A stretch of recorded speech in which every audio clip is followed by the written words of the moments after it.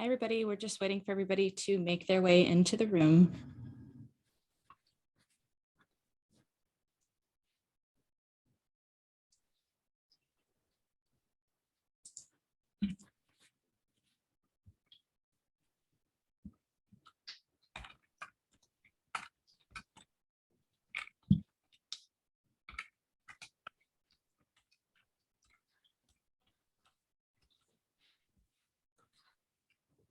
We're going to wait about another 2 minutes.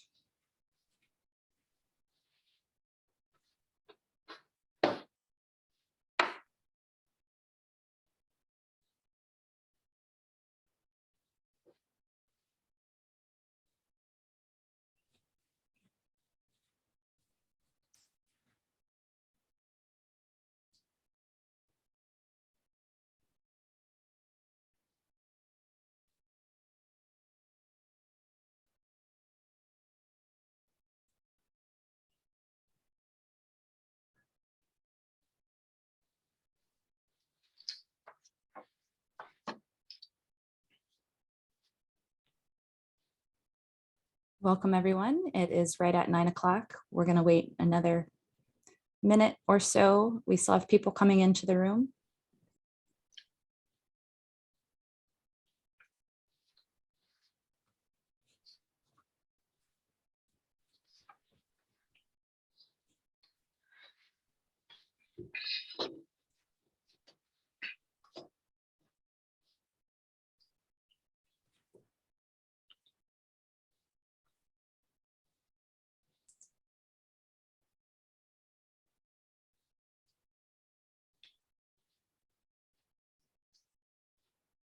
I think we can go ahead and get started. So hello, everyone, and welcome to the August morning meetup for the Arts and Culture Accessibility Cooperative Universal Design Groups. My name is Megan Harms, and I'm the Arts and Culture Director with Mind's Eye, and I will be your facilitator today. I am a white woman with long gray hair in my mid-40s. This webinar is being recorded. The recording will be emailed to all registrants in a few days. Along with the recording, you'll also receive a list of resources and a survey. The video will also be available on Mind's Eye's YouTube channel. Today, we are using the Q&A box as well as the raise your hand function. I encourage you to please go ahead and drop questions into the Q&A box as you think of them. And they have graciously, David and Andrew have graciously said that they will answer questions as they go, and we will answer questions at the end as well. So go ahead and start dropping them. Thank you. I see there's already a question in the Q&A box. Very good. Also at the end, if you would rather raise your hand, we can do that as well, and we can turn on your mics. And we have closed captions available today via Communication Access Real-Time Translation. Just select the CC button at the bottom of your toolbar. We also have American Sign Language interpreters with us. They will be pinned to ensure that they remain on screen throughout the webinar for the recording. And so for best viewing, we recommend hiding non-video participants by clicking 3 dots at the top of any participant box. And you might also want to pin the interpreters to make sure that they stay on your personal screen so you can look for them. They are Meredith and Chelsea. And we also have live audio description. You can use the Live Voice app, and the code is on the screen there at 693702. And I'm going to put a QR code up in just a second, but 693702. Chat to everyone has been disabled because it interferes with screen readers, but you can still chat directly with us. But if you have questions, please put them in the Q&A box, not the chat box. If you have some sort of other technical problem, put it in the chat box. As I mentioned, you will be getting a survey at the end of the webinar. It will pop up. Also, I will email it to you. Please fill those out. It's very helpful to us and for our funders. And if you aren't already a member of our Facebook group, you can find us at facebook.com/groups/ACACSTL. So here is the large QR code. It's on the left side of your screen. If you would like audio description, April is our audio describer today. If you already have the live voice app, you can just type in 693-702. 693-702. We would like to acknowledge that Mind's Eye is located in Belleville, Illinois, the ancestral lands of many people, including those commonly known as the Sioux, Quapaw, Miamia, Osage, Kaskaskia, and Kickapoo. We also acknowledge those who passed near our area during their forced removal, including the Cherokee, Delaware, Sac and Fox, and Shawnee. The process of knowing and acknowledging the ground beneath our feet is a way of honoring and expressing gratitude for the people on this land before us. And this is a map of the St. Louis area with several overlapping colors, and each represent a different nation that lived on this land before us. And you can find that map and your own location at native-land.ca. And also stick around to the end. Today we have 2 tickets to the Cardinals versus Nationals game. If anybody was watching that game last night, it was a dinger. So we want to keep supporting those guys. We have 2 tickets for the September 6th game. So stick around to the end.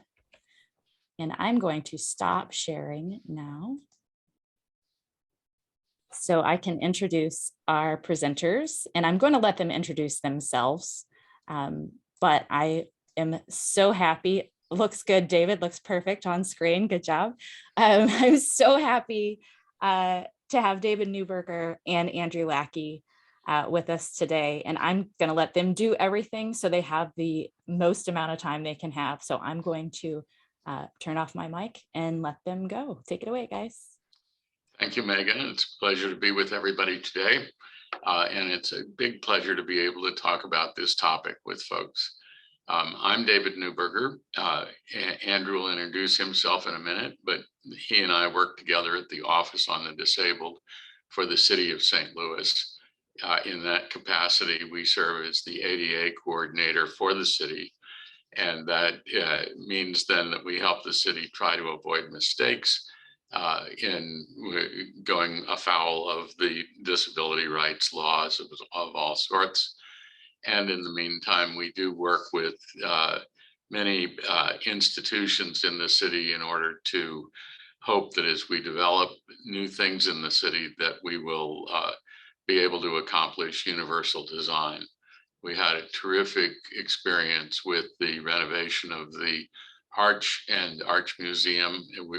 We're still working on exhibits in the old courthouse. And that created this whole process that we call redundantly UDGs, or UDG groups, which is to say Universal Design Groups.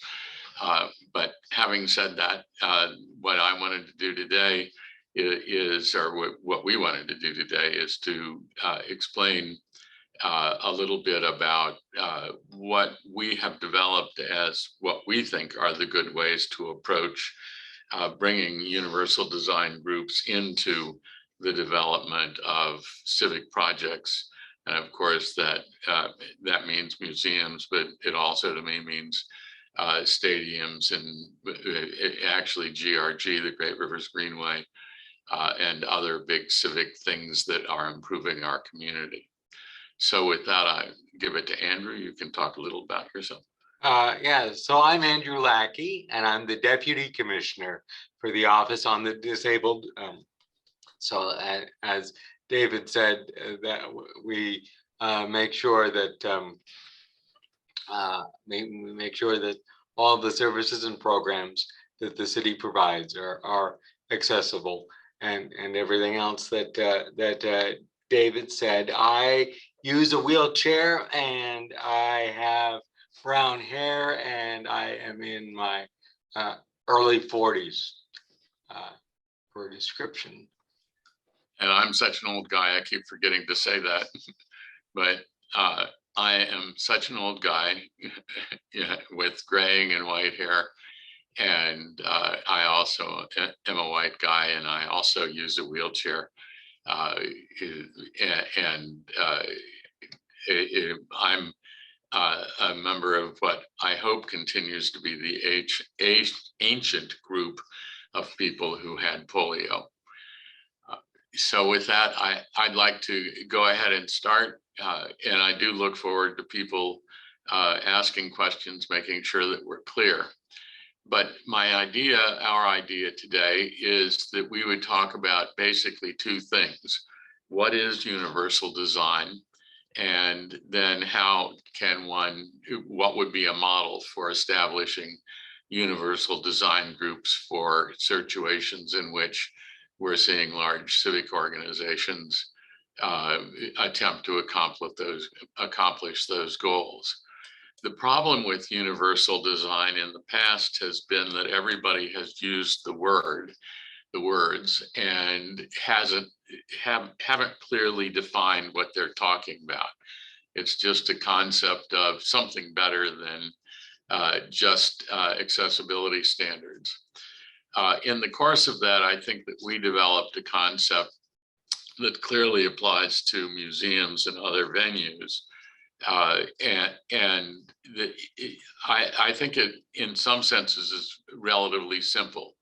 The idea is that every person, with or without a disability, and every different kind of disability, can go everywhere in the venue, can learn everything to the best of the person's ability, and can do it together with family and friends.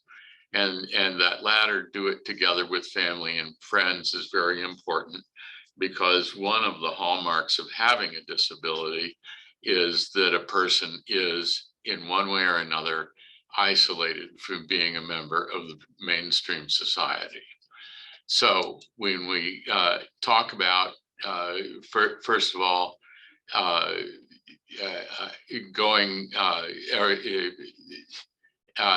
everywhere, then the question becomes, well, isn't that exactly what the ADA standards say? That we should build things that would go everywhere. But the problem is that those standards don't necessarily include all of the features that people with disabilities need. And so universal design is trying to pick up on those issues that the standards don't necessarily deal with.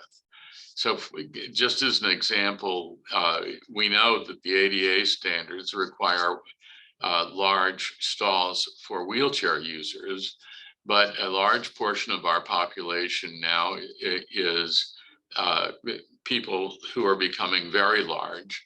And there's nothing in the standards that requires that we have stalls that are accommodating to those people. Likewise, the ADA standards pretty much suggest that you should have baby changing facilities in the building, but no one or few people really think about adult changing facilities. Actually, I'll make an admission about that. When the arch work was nearing completion and we had the museum open for people to visit, one group that came to meet with us in that was a group that provided services to adults who had developmental disabilities and who would have difficulty taking personal care for themselves. And the first question they ask is, are there any changing tables? I'll never forget that, because I'm trying to cover everything and couldn't. As a result of that, the Arts Museum at least didn't. I don't know whether they've improved the circumstance, but this has become a hallmark of something that we always talk about. That is to say, thinking about how we're going to deal with people who are adults who have disabilities just like everybody else. So then the next question comes, well, doesn't the ADA standards allow everybody to go everywhere? And the answer is that the ADA certainly has that idea that everybody should go everywhere. But the ADA standards allow a kind of a separate but equal treatment of things. For example, the ADA, when we have a set of stairs, requires in whatever, depending on the construction situation, but it requires ramps or elevators or lifts or something to be provided in the vicinity of the stairs. But under the ADA, under the universal design ideas, it's not that there should be a separate but equal access, but that the access should include everybody and at once. So that the prime example of that, as some of you may know, is that and I hope some of you are familiar with the arch, because that's going to be more than one of my references. The original design of the arch was that you would go down the hill, across the highway, then down some steps and into an underground museum. And off to the side on that design was a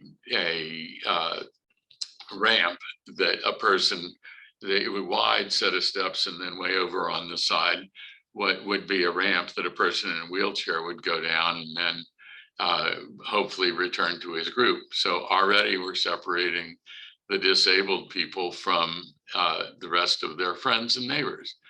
And so the group objected to that. Just one of the first things we talked about with the designers, and the designers came back with a solution that is elegant. And that is that, as you may know, there's two kind of semicircles around the entrance, and they slope down. And so you go into those walking areas, and you slope, and it curls you towards the center of the museum, and then you land on the floor of the center without having thought about steps or anything, and everybody does that together. And so to me, that is one of the great examples of how we were able to provide a universal design solution that works very much in favor of helping people who could participate with one another. One of the other things that, for example, I do see in issues is that both the ADA and the building codes only require one exit for people in an emergency circumstances, disabled people in emergency circumstances. While other, the word that the professionals use is egress, something that leaves in an emergency. The other might require one accessible egress and then several other non-accessible egresses. And that is that separate but equal kind of thing. And then you take it another step further, and that is that the ADA allows what are called areas of refuse that people go to in the building to wait for the firemen to come get them, which, believe me, is a scary position for somebody who can't get out. The general population has a means for getting out, whether it's walking down steps or doing something else, to be away from the building. And the people with disabilities have to wait for help. So generally, if I had my druthers, for example, I would want a new building to have an elevator that has a positive air pressure so that fire can't get into it, and that runs on a backup electrical system so that the elevator could get people out safely, even in the context of a fire. So universal design, very, very much the basic issue. It has to do with giving everybody an equal chance. And I don't like separate but equal, as I'm sure you understand.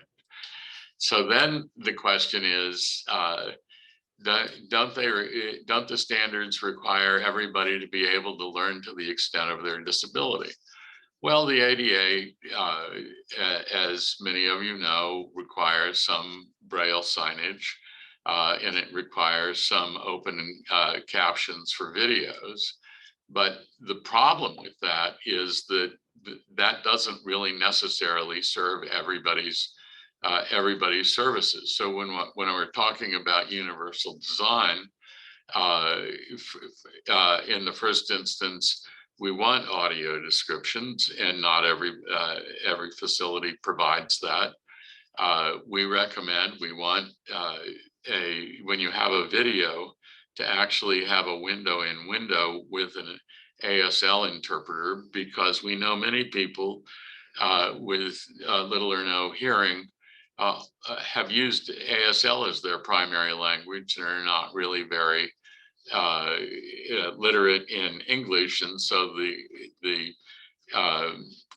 captions are good for some, but they're not so good for others. And if we can put in the ASL picture-in-picture, then everybody at the hearing level can compensate however is appropriate.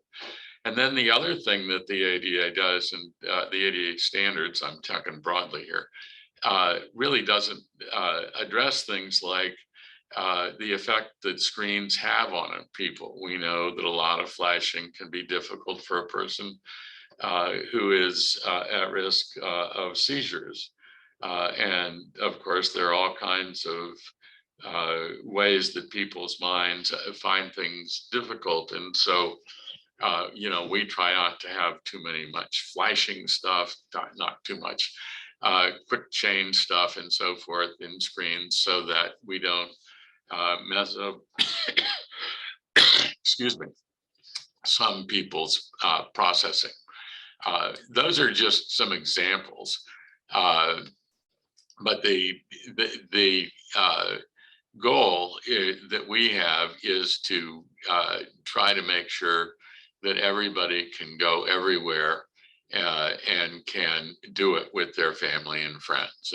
And that, for example, as in the example that I gave, if we can have ramps instead of steps, great. If we can have large elevators, again, in the Arts Museum, the EDG group argued for larger elevators so that you could put 2 or 3 wheelchairs in an elevator at the same time in the main elevators, and the family could come along all at the same time. So I've just mentioned a couple of issues that are that arise when we are thinking about universal design issues. And I'm putting up on the screen a list of numerous things that just sort of run into my mind, and just to highlight some of them, just because maybe they've jumped at me more recently. But in a museum, I recently ran into this problem. In a museum, sometimes there's a little alcove in a room, inside a room for a display.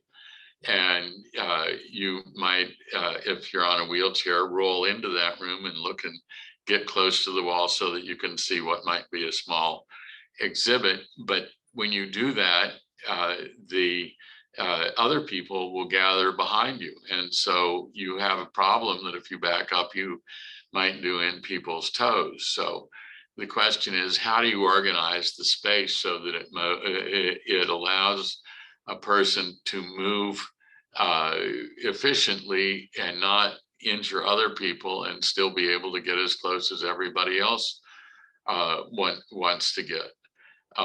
We've always had, getting people to pay attention to quiet rooms is an issue that I think is beginning to be understood, but people need sometimes to take a break and get away from various other things. There are all kinds of questions about, for example, the angles of video screens. When you have an interactive screen, we recommend that that first of all, there be a knee hole so that a person in a wheelchair can reach the screen.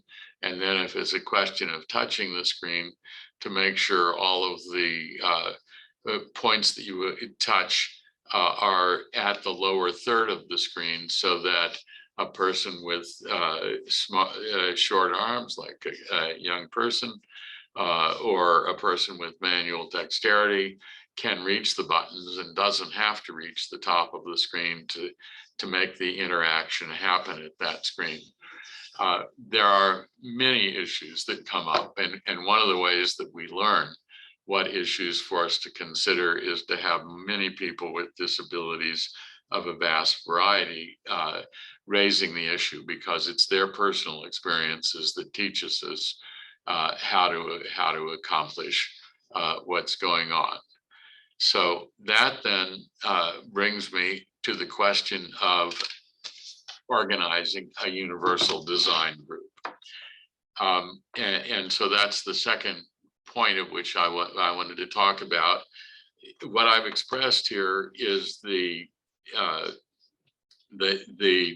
organization that we have evolved to be is a helpful organization to do it. But the first place, if you want to have universal design, is that the top management, the leadership, the volunteer leadership, and the fund community all agree to something, that just building to the minimum is insufficient. If a clear space as defined by the current standards for a wheelchair space is 36 inches by 48 inches. We are in a world in which many people are using scooters, and many of them are even four-wheel scooters. And a scooter cannot make a U-turn, particularly a four-wheel scooter can't in a 30 by 48 inch space. So if that's what the standard is, for example, to get to a table or belly up to the bar or whatever, that's not enough room for them to manage. And what they have to do is to back straight out without rear view mirrors, and depending on the circumstances, roll over more than one toe. So what we need is to think beyond what the minimum requirements are of the laws and regulations, and focus on what is something that really helps people. The second thing that's very important, and this moves to a fact that universal design solutions are not visible to the public very much of the time. The entrance to the Arts Museum, people, without our talking about it, people would not understand that that entrance was a universal design entrance. Works real well, but nobody would necessarily notice it. And as a result of that, often in the planning process, somebody develops a universal design solution as part of a plan. And then, as probably most of you have experienced, there is a budget and everything is put together what they're going to do. And then the community that's making decisions engages in what is commonly called value-added evaluations. This whole thing is going to cost us $2 million. How do we get it down to $1.5 million? Well, what can we drop that's not going to be a problem? And at that point, people start dropping the universal design solutions because they don't remember that those solutions were there in order to make the property more available to people with disabilities. So one has to understand what the value is of that universal design issue as something different from the value of having two galleries rather than one gallery.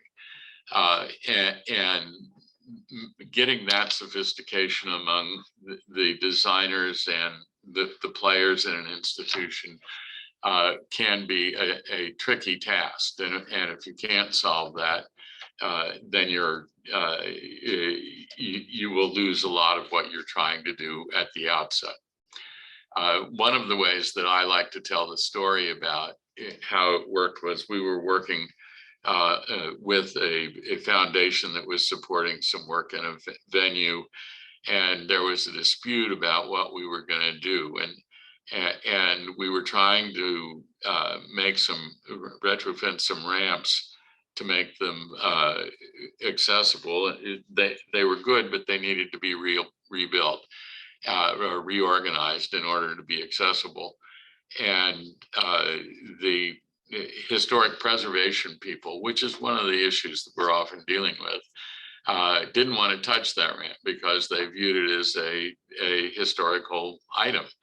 And as a result of that, they wanted to not fix the ramp and then to build an elevator beside it that the wheelchair users would use, or the other people with mobility disabilities, as a separate project. And I was talking to the head of the foundation, and that was not the solution that was adopted, but I was talking to the head of the foundation at that time, telling her about the issue, and she said to me, well, separate elevator, that's not universal design.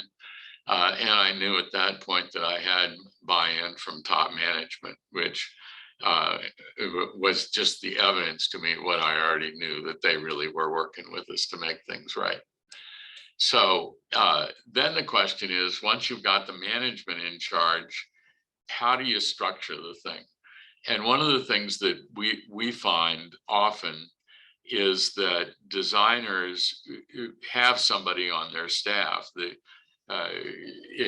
often a national or international firm that has somebody in their milieu who is an expert on ADA solutions, disability solutions.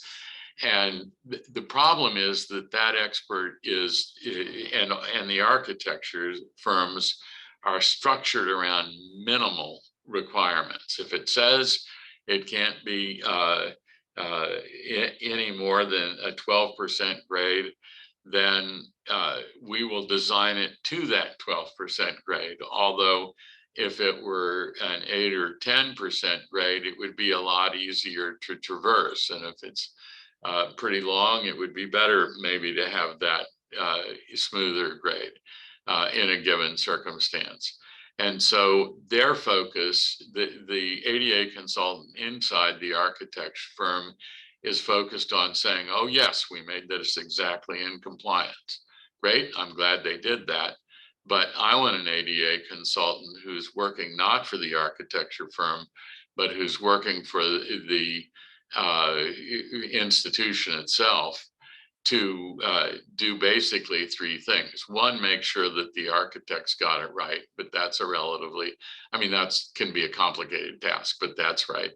But that consultant should also be talking with the Universal Design Group to get ideas from the people with disabilities who have questions, and to advise when there are questions that there isn't real answer to.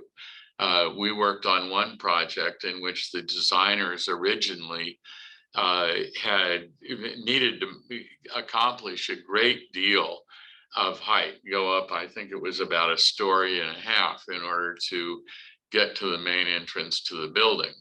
And so the designers had designed that as a long slope, which was more in the 5% slope range rather than the 12% slope range. If it's 5% or less, it's not a ramp. And so that's one they were suggesting that should happen. But in that case, it would take people going ungodly distances up that slope in order to get to the door. And so the Universal Design Group argued, should it be a steeper ramp that is compliant, or should it be a more sloped kind of thing? And I mean, where's the absolute answer to that? There isn't one, but the folks with the disabilities with the experience in those areas are able to come up with a solution or some kind of a consensus. And that's one of the great values of the Universal Design Group. Every issue is on the table, and then you can talk it out And again, there's no necessary right answer, but you at least get the best thought on all the different approaches.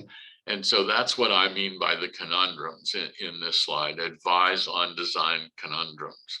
And that is, here's a question. One group of people with disabilities would like to see it go to one way. Another group would like to see it go another way. How do we blend that to get to a solution that everybody is able to participate in? So it's important that ADA consultant present those conundrums to the UDG so that the UDG can talk about it.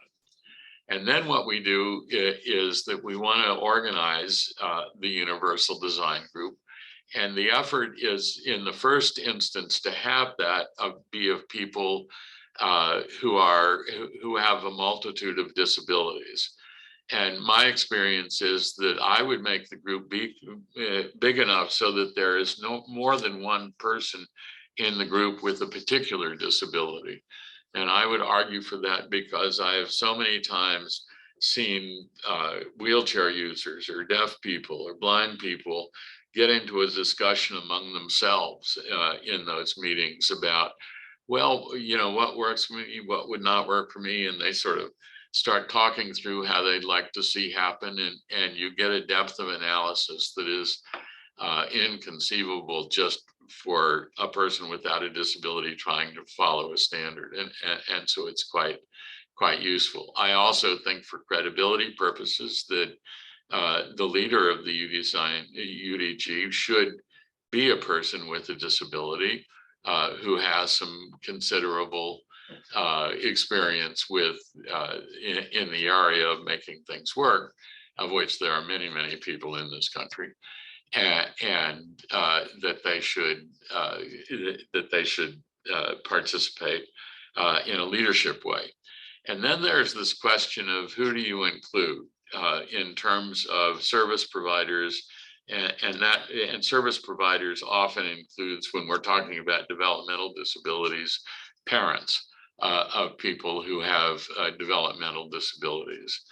And that's in some senses an area that I think you have to be very careful. People with disabilities who can't advocate for themselves clearly need help from a person who doesn't have that disability. So you want somebody in there supporting UDG who is thinking in terms of those sorts of disabilities. But the person who you do include can be one of two things. For many people, when they're dealing with people with disabilities, have an attitude that we will simply take care of this person. No problem, we'll take care of it. They don't need to do anything. That used to be extremely popular in the world, and we're somehow getting away from it. One of my favorite examples of that is one time I was in Tokyo, and we were being pedestrians on a sidewalk, and I noticed that there was a person in a manual wheelchair, and there were little sticks sitting out at the seat on both sides and at the legs on both sides, and there was no curb ramp. But when they came to an intersection, they pulled up at the corner of the intersection, and then four gentlemen, obviously strangers, picked up each of those handles and put the person on the street so the street could roll across the street. And then four other people picked up the wheelchair and put him back on the sidewalk. And so they had a solution that helped people, but it was dependent on the care of other people. Whereas in the United States, we want curb ramps because we want to function independently. And we have curb ramps, so nobody has to pick up my wheelchair. I can go where I go because the system is built for it. So when you talk about these service providers for other people, what you need is people with a mindset of allowing the person with the disability to do the best that they can do and then provide the support if you need to, as compared to just getting somebody who takes care of it and don't worry about it, we've got the whole thing covered kind of attitude. But I would want to add those people to the process. And then the question becomes again, where do you start? How do you deal with it? And I mean, I think you have to start working with the UDG group and the ADA consultant very early on. I mean, you remember that case that I was talking about, there's very high distances that the project has to go to in order to get started. Well, that's one of those basic how you put the project on the land kind of questions. And it seems to me that we have found that the folks with disabilities make a contribution right at that stage of things. And then there's a preliminary design that we work with. But as I'm sure you all have the experience, we roll in design from one design to another, drafts after drafts. And so including the folks with disabilities in the evolution of those designs, point out there are issues at the top, but then be able to continue to work with the designers as they design what they're doing in order to not have the loss of the idea that of what the disabled people need in the third or fourth or 25th draft of the solution. The people that are the designers are not experts in the sense of having the lives of people with disabilities. And it's easy for that to slip out of people's consciousness. And then the final element of the UDG it is attention to types of disabilities. For example, one of the things that always perplexed me in looking at how we were going to depict the arch in the arch grounds is how do you explain to a person who has visual disabilities knowing the magnitude of the arch. And so what the designers eventually did was that there is in the Arch Museum a depiction of a model that was the original description model used for the original construction of the arch with the arch on it. But beside that model, and so that's a big thing, it's behind the screen and you can't do any touching or anything of it. But beside that, we have a very small model that indicates in loose terms where the trees are, where buildings are, where the arch is. And at the bottom of the arch is a small piece that is depicted to be the size of a school bus. And so if the blind person is able to touch the school bus model and understands that this represents the size of a school bus, and then the person can run the hands up to the top of the arch, we have expressed to that person the magnitude of the arch compared to life-size kind of facilities.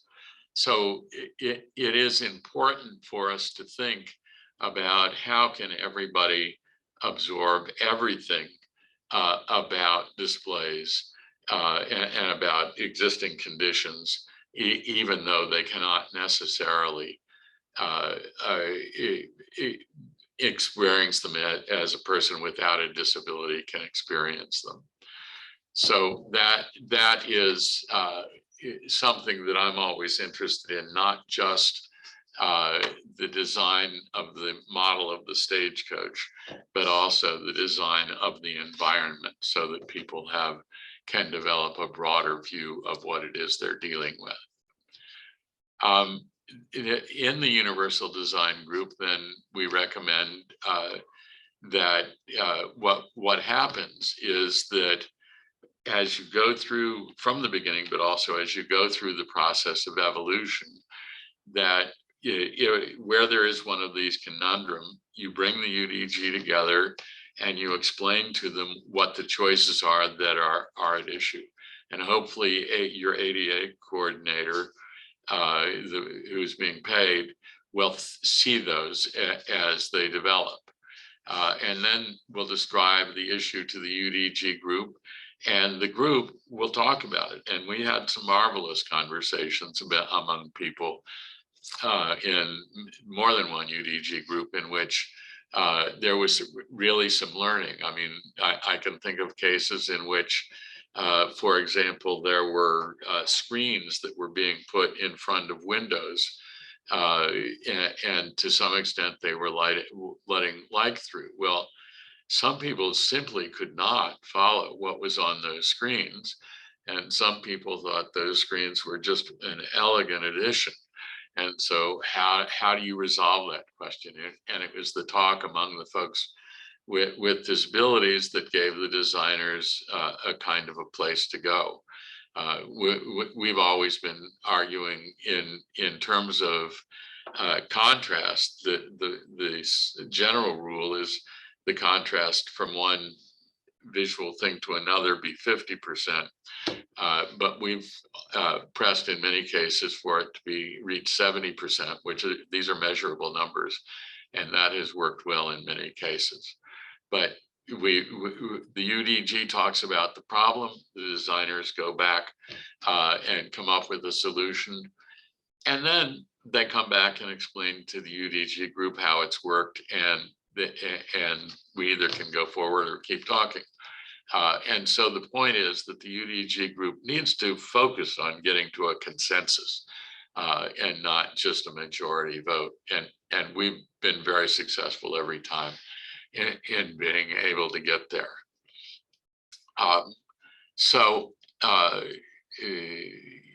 just screwed my screen up. But so what I'm saying is the process needs to continue from design to models to mock-ups to in-stage construction. We learned a lot when we were looking at the furnishings that was designed for exhibits. Things like one of the things that we always want is a knee hole if somebody needs to specifically approach something because they can touch it or touch a screen or something. Well, how high should those keyholes be? Knee holes be? How far back should they go? What height should they be? Because somebody in the meantime is not only putting his or her knees in the knee hole, but is also using his or her hands to touch or feel whatever is there. So actually having those mock-ups to work with are really a useful and successful thing. And then, of course, when we get to the in-stage construction, there's still variations that everybody wants to make. Well, so do the people with disabilities. So get them there and get them to participate at that level.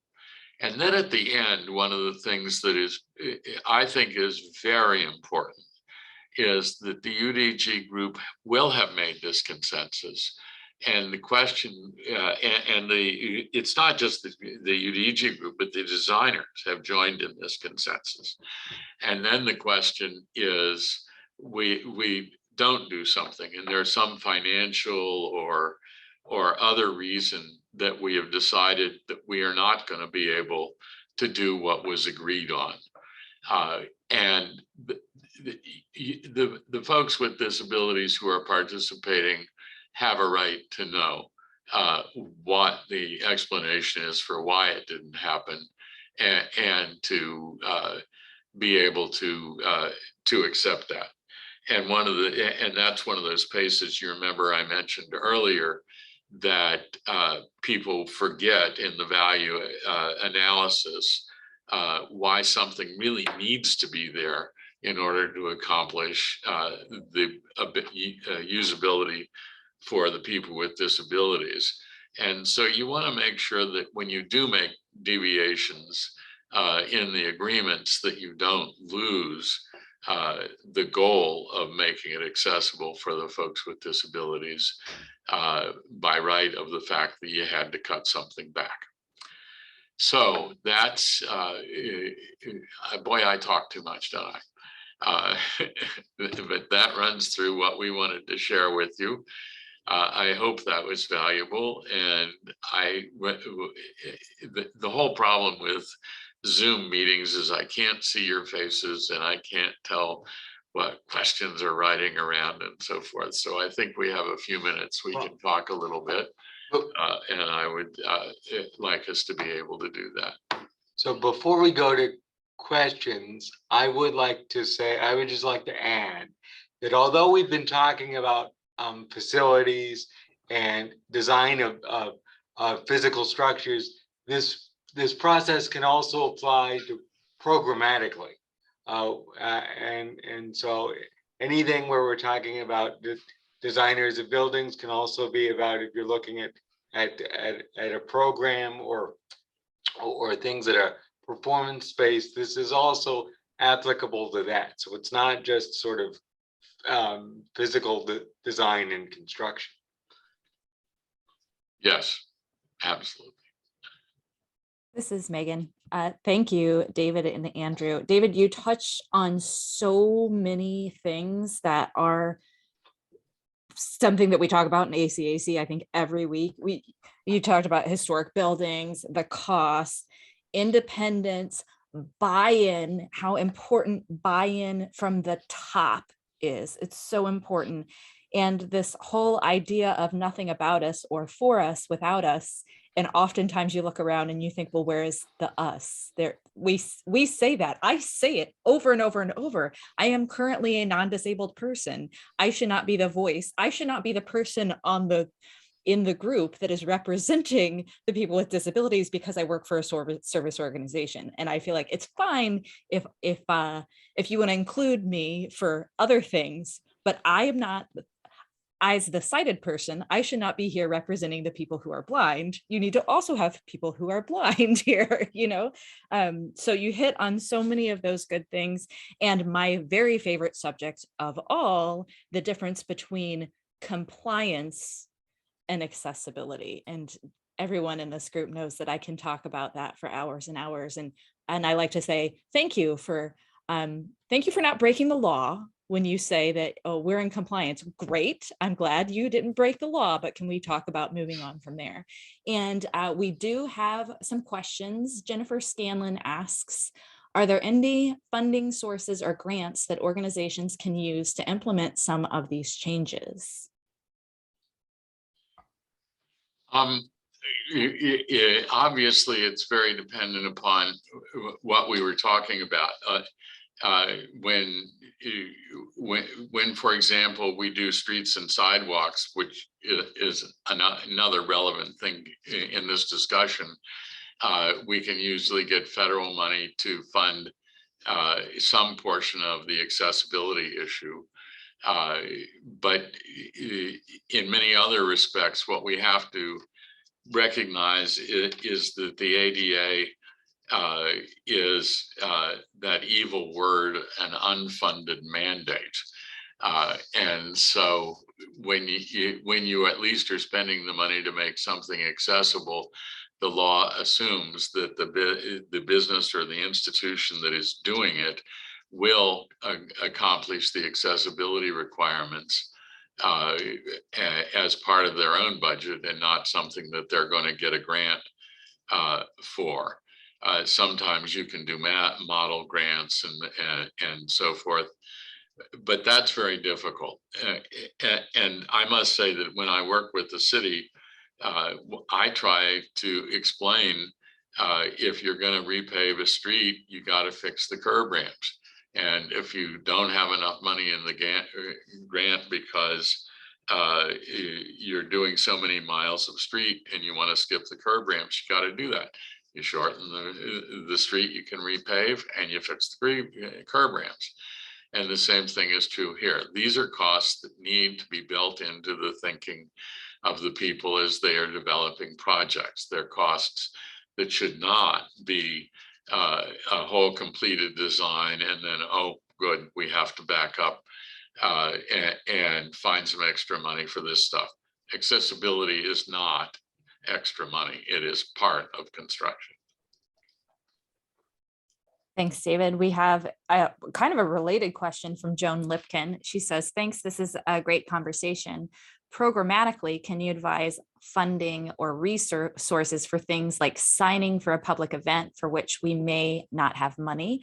And she's referring an example to her nonpartisan Saturday, September 24th to promote midterm voting. I assume that's Dance the Vote, but things like signing, I will say partly for this, and Sayun can correct me if I'm wrong here, but look to service organizations or look to advocacy organizations, specifically places like Lighthouse for the Blind. It is Dance the Vote, Joan. Yes, she clarified that it is for Dance the Vote. Places like Lighthouse for the Blind has some funding that can help you for specific things. So that sort of thing also, but if you guys want to add anything to that.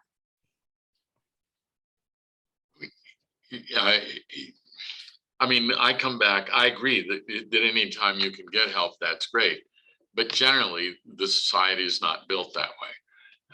Generally, an activity is something that has a mission to it. And the problem is that the ASL signing is viewed as an add-on, rather a part of the cost of communicating to your audience. And people need to turn their minds to covering the full fair costs of what they're doing, and they need to build into their programs budgets for providing the assistance they need so everybody can be included. Thank you so much for saying that, because I feel like I say it 7,000 times a day. These are not add-ons. They need to be in the budget to begin with. Also, coming from an audio describer, also the ASL interpreters, we are providing a service. This isn't our fun hobby. So put us into and it might be a fun hobby also, but put it in the budget and know that that's what we're there for. It's about accessibility. It's not about compliance, period. We are at about 9:56. Oh, there's one more question. Let's see if we can get it in from Rosanna Scott. Have you seen any court cases where building separate but equal feature was determined to be technically compliant with the 2010 ADA standards for accessibility design, but was found to violate the ADA because it did not provide for equal enjoyment of the facility by a person with disabilities? Well, that's a great question, Rosanna. I don't think, I haven't seen any such question, and Andrew, you agree. I haven't seen one either. Well, let me just add to this that the issue is cultural. The law only follows what the culture does. So what we need is to have everybody understand the importance of including people with disabilities. And at that point, we will get some appropriate enforcement. So a great deal of what we do in this office is to not just look at the standards and take people away from it and really answer the question. My ordinary question when we're dealing with curb ramps is, how will the blind person know where the other side of the street is, and get the designers to incorporate that as part of their thinking. So there's not a large body of money and resources available, and I regret that that's true. I'd love the world to be perfect, but in the context, it is fair. It is fair to say that society in general has to take responsibility for that, not just charitable organizations. Great, thank you so much. We're at 9:58. I would love to keep talking about this, but we can't. Angela, I think, is going to pop on screen and raffle off our Cardinals tickets. But if anyone has additional questions, please continue to email me. And I will send them over to David and Andrew, and we'll send them out to you. I'm sorry, Angela, go ahead.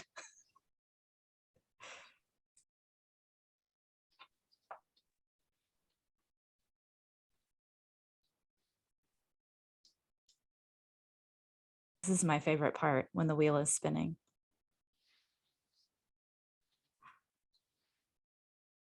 Oh, that was so close. Coincidentally, thanks for asking your question. Jennifer Scanlon, you have won 2 tickets to the Cardinals game on September 6th. I will send you an email, send me an email, and we'll work that out. So I'm going to share my screen again real quick so I can go through a couple last minute things here. And I trust that you all who are sighted can see my screen that is up right now. Yes, we have audio description training for Mind's Eye. Speaking of service providers, if you would like to join our audio description team, we have an event coming up. It's a 3-day training. Oh, no screen. Thank you, Angela, for letting me know that you can't see that. I'm on the wrong one. Okay, so hopefully now you can see that. So we have the 3-day, now I lost my chat box, so I won't be able to know. Okay, yes, good. All right.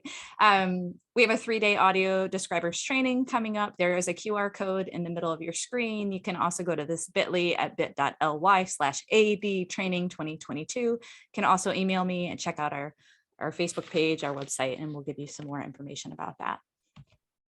And I want to be clear, this is not the ACAC awards, but I wanted to share with you the Missouri Arts Council Awards nominations are open, and you can go to this website, artsheroesneeded.com, to nominate your favorite Missouri arts organization, arts education, creative community, individual artists, leadership in the arts, and philanthropy person or people or funder. So please check that out. We will also put that in our ACAC Facebook group, so you can get that link easily as well. Our next meetup will be Wednesday, October 19th at 9 a.m. And we will be discussing disability within the immigrant and refugee communities. And a reminder that we are always taking ACAC sponsorships. Specifically to pay, as we just said, to pay for those ASL interpreters, our CART interpreters. Currently, our audio describers are volunteer for this event. So all sponsorships we love to have. And speaking of sponsors, thanks to our ASL sponsor this month, Roseman and Associates. And I know we have some people here from their firm with us today. So thanks for being with us. And thank you to our regular sponsors, Ameren, Illinois, Lighthouse for the Blind St. Louis, and the United Way of Greater St. Louis. And of course, thanks to David and Andrew, thanks to our ASL interpreters from Deaf Inc., Chelsea and Meredith, our CART interpreter from Hear Inc., LaDonna, and our audio describer from Mind's Eye, April. And of course, thank you for joining us. And you will get an email with a survey. You will get an email with all of this information. We will have David and Andrew's contact information. If there are any other questions that people want answered, we'll try to put those in there. We'll give you some websites. It'll be really fun. Also, please check out, go to the Arch Museum. It's awesome. Go to Soldiers Memorial, which I didn't even get to talk about. A lot of their upgrades were amazing at Soldiers. So there are lots of places, and we'll give you some links to check out. And it is 10:02, so we have to say goodbye. So thanks everybody for coming. We really appreciate it, and we'll catch you in October. Thanks.